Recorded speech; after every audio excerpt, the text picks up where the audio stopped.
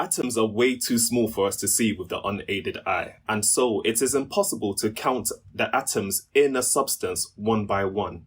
What we tend to do, what we actually do, is that we weigh the sample itself and then work backwards, calculating how many atoms must be within that sample. This is the whole basis of chemical calculations, and it's made possible with this one concept called the mole. My name is Uncle Jegs, and I'm here to help you understand scientific concepts. By the end of this video, you should be able to see a question like this and think light work. And you're definitely going to need a calculator for this lesson, okay?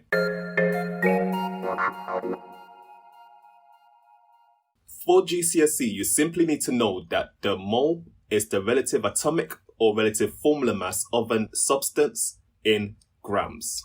So for example, if we were to weigh out 4 grams of helium, we will have exactly 1 mole of helium.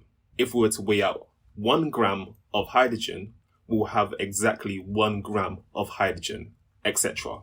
If you need a refresher, just go back to my video on relative formula masses to understand what I mean by relative formula and atomic masses. This concept works for any substance, even molecules as well. In this example here, we're weighing out 12 grams of carbon-12, which means that within that pile, we have 1 mole of carbon-12 atoms. This diagram is only showing you 3 particles, but a mole is a very specific number of particles. A mole is 6.02 times 10 to the power of 23. The 23 tells you that after the 6, there's 23 zeros. That's a very big number. And this number also has a special name as well. It's called Avogadro's number or Avogadro's constant. I won't go into too much detail in this video. We only need to understand that 1 mole of something is that number, 6.02 times 10 to the 23.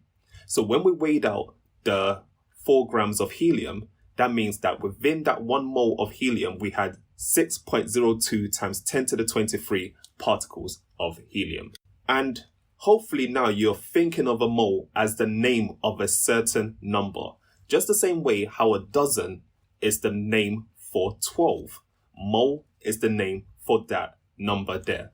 I'm going to say it one more time. 6.02 times 10 to the 23. You're going to need to memorize this equation triangle on the left. You've got mass on top, mR, which is molar mass, or we can say Mr. at the bottom, and also moles at the bottom. So moles is mass over Mr. And the Mr, as I said, is your molar mass, but it's also, from the previous video, the relative atomic mass and the relative formula mass. So mole is mass over your relative atomic mass or your relative formula mass, or we can collectively call all of that molar mass, Mr. So let's see a typical calculation. How many moles are there in 80 grams of calcium? Within the question, we already know what the relative atomic mass should be because we're talking about calcium, and we already know what the mass is, 80 grams. So moles is mass over Mr, which is the 80 grams over the relative atomic mass. On the periodic table, we'll see that's 40 for calcium. So 80 over 40 gives us 2 moles. And you write moles as MOL when you're using it as a unit. And that's basically it. That's how you work out moles. What I will recommend is that you do memorize the equation as an equation triangle, so it's easier to manipulate and rearrange depending on what the question is asking you to do. Now look at this example and try and work this one out yourself.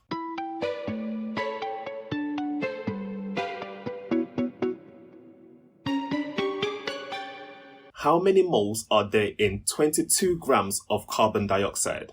A good habit to have with these questions is to highlight the numbers you're given so you understand what those numbers actually mean. Here we've got the mass, which is 22 grams. We know the relative formula mass should be 44 because we're talking about carbon dioxide. 1 carbon, 2 oxygens. Multiply the 2 oxygens by 16, that gives us 32. Add that to the 12, that gives us 44. Watch my video on relative formula masses if that confused you. So it's 22 over 44. That means that we've got 0.5 moles of carbon dioxide in 22 grams. Now let's look at a variation of this calculation that you'll definitely need to be comfortable with for the next lesson, which will be on reacting masses, which is a tricky concept. Here we're working out mass, okay? So we've been given the moles and we've been given the substance. You need to rearrange this to work out mass. Have a go at this.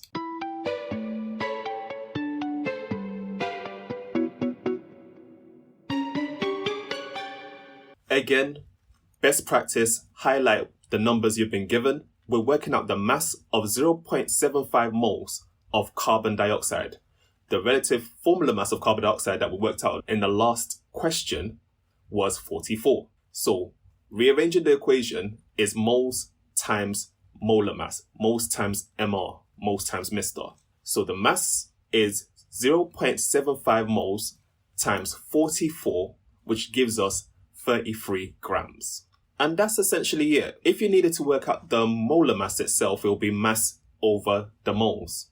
The next lesson, as I said, we're going to go over reacting masses, which is a tricky concept. So make sure you're cool with this video and the previous video in the series before we move on there. So like, subscribe, comment below if you need something clarified, and I'll catch you guys next week.